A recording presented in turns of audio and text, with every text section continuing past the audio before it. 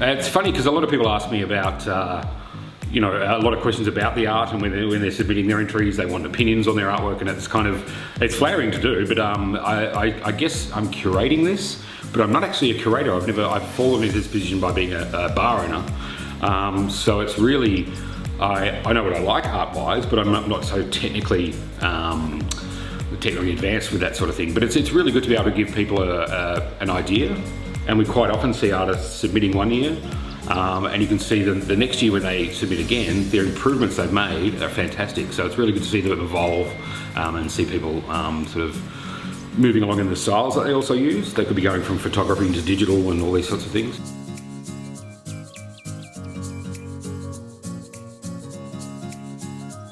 Having to not do Men on Men in 2020 was actually there was already it was a bummer year, you know, it was a big bummer year. So to not be able to do Men on Men was actually one of the biggest, it was actually quite emotionally a bit of a sad thing to not do, to not be able to see all these artists exhibit their works and see what everyone's put into their idea of what the Men on Men Art Comp means to them. Well, the Art Comp at the Laird has been going since at least the late 90s. For what we understand, we don't have the full historical records from back then, so if anyone does have, if you were a winner back in the late 90s, early 2000s, let us know. We'd love to have that sort of historical facts, an image of the artworks and that sort of thing.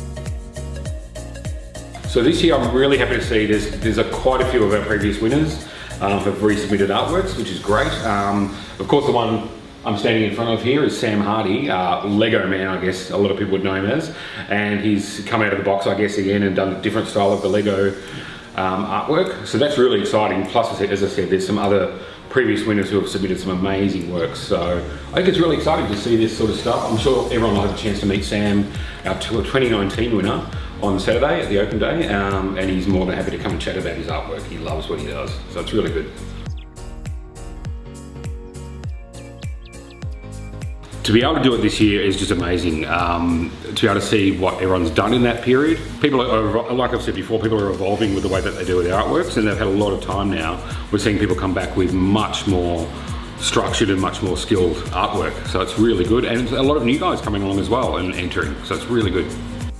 We were hoping to open Queen's birthday weekend for Men on Men Art Comp. Unfortunately, it's been with lockdown 4.0, I think we're up to. That put things off, but we had to make sure we are going to do Men on Men this year. It really means a lot to a lot of people. And once we got all the submissions in anyway, was it last week? It was too late anyway, so we've got an amazing amount of entries. We've got 80 plus entries, which is the most we've had in years, and a really good array of entries. So it's just really good to be back and to have this and to see the walls in the pub shining with art again, shining with what the community's put up. And the thing I'm really looking forward to is tomorrow for the Art Comp, for the open day, to see all those artists come in, to see their friends and family come in, to see people looking at artworks and commenting on them, and then it just happens to be the artist is right there and they can talk to them, they can engage with them. And it's actually the day that we get most of the sales happen on that open day. So it's a really good vibe, it's a really good buzz on that day, and that's what I missed with last year. It was really sad to not be able to do that in 2020.